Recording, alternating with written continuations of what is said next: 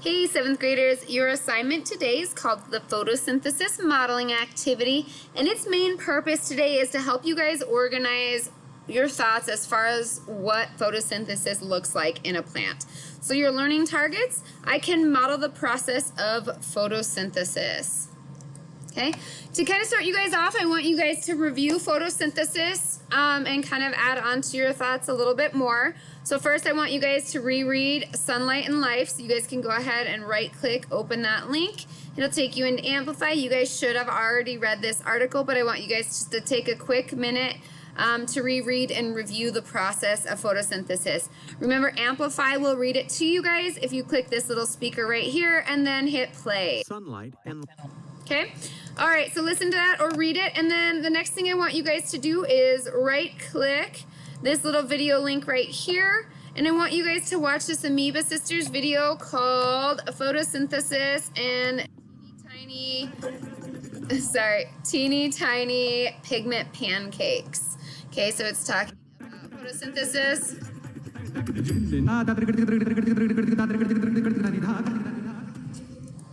Photosynthesis and how the little pancakes that they describe as part of the chloroplast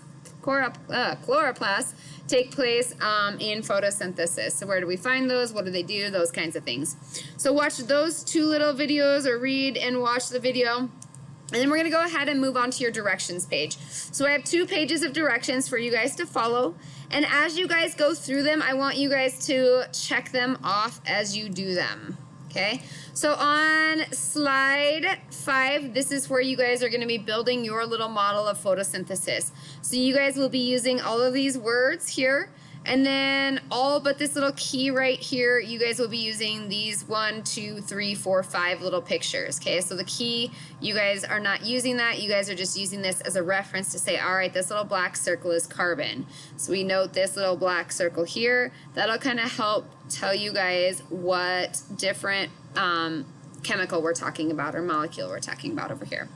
Okay, so if you don't see that black dot, what does that mean? If this is carbon here, what is that? And then what are the red ones? Those kinds of things. So it should give you guys some information to help you figure out what everything is. All right, so first one says, place the chloroplasts on the plant leaves, label them with the term chloroplasts.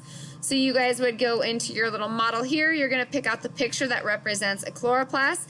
You're going to click that and drag it over onto our little leaf here. And then you're going to come over here and you're going to find chloroplasts. And you guys are going to click that and drag that to label that image, okay? Then you guys would come back to your directions. You would say, all right, I did the first step, so I'm going to check it off. Place the chloroplast on the plant leaves, label with the term chloroplast. So that is done. Now you can move on to the next step. Match water with the correct formula and picture. Arrange correctly on or near the plant. Okay, so you guys, it's really important that you guys put the water in the correct spot. So if you think about where a plant takes in water, your answer should be the roots. Okay, so let's go back to our model and take a look at this. All right, if we know that this little black circle is carbon, okay, let's take a look at this first picture here. On this, we have 1 carbon and then these 2 little oxygens, or these little red dots. So this one must be carbon dioxide, CO2. Okay, so if this is carbon and these have to be oxygen, and we know that water is H2O, then you guys would go ahead and assume that these little molecules right here are water. Okay, and once again, we know that water is absorbed into the roots, so I'm going to go ahead and put those down by the roots. I'm also going to grab water to label this picture, and I know that water's formula is H2O, so I'm also going to label down there H2O. Okay, let's take a look back at our directions. Match water with the correct formula, so water and H2O. And the picture, those are the little Mickey Mouse looking things with the giant red dot and the 2 white circles. And arrange them correctly on or near the plant, so that would be right near our roots where the plant takes in water. So I'm going to go ahead and mark that off. And then it says, draw an arrow to show whether the water is needed for photosynthesis as in the water goes into the plant, or it's produced by photosynthesis and it comes out of the plant. So that's the next step you guys would need to do. You would need to go to your draw tool. I'm going to be fancy and do blue for water.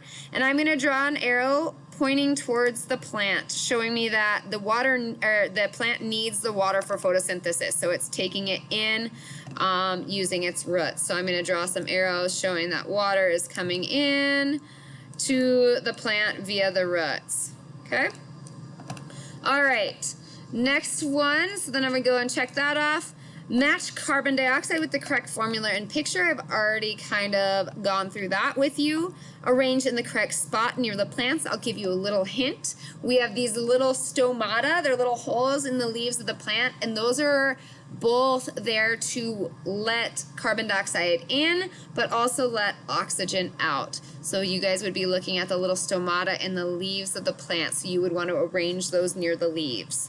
Okay, and then again, draw an arrow to show whether the carbon dioxide is needed for photosynthesis, whether it's going in or it's produced by photosynthesis going out. If it were coming out, you guys would draw an arrow like this. Okay, it would be going away from your plant. All right, just an FYI there, so you guys will have some examples just like that. Okay, then we're going to move on to the next slide of directions. Match oxygen with the correct formula and picture. Arrange correctly on or near the plant. Draw an arrow to show whether the oxygen is needed for photosynthesis, coming in, or is produced by the photosynthesis and going out. Match glucose with the correct formula and picture, add to the plant. So where would you guys find glucose? That would actually be inside the plant because it doesn't release it into the atmosphere. So you guys would have that be in the plant, but you guys would still draw an arrow kind of showing it coming out because it's produced in photosynthesis. So it's not actually leaving the plant, but it is produced, so we're going to do a little out arrow for it. And then finally, arrange the sun and correctly label it. So there should be one label left for you guys to use. Draw an arrow for input and output for photosynthesis. So is the sunlight needed for photosynthesis or is it produced in photosynthesis? That one should be fairly easy for you to figure out. All right, so when you guys are done, you guys should have all of these arranged in the correct spot and all but the little key arranged in the correct spot as well. Should look somewhat similar to what I did down here for one of those, but for all of these things. Okay? And then finally answer these questions. What 3 things are needed for photosynthesis? Okay, they're kind of like your ingredients to a recipe. What 2 things are made during photosynthesis? Where does photosynthesis occur in a plant cell? So not a plant, but a plant cell. Why can't animal cells do photosynthesis? What are they lacking? And finally, do you have any questions? Circle yes or no. If you have any questions, type them below. And then how do you feel you did on this assignment? 4, 3, 2, 1. Obviously, if you're struggling with this, hit me up so I can get you some help. And you are done. Go ahead and hand it in. I will talk to you soon, guys.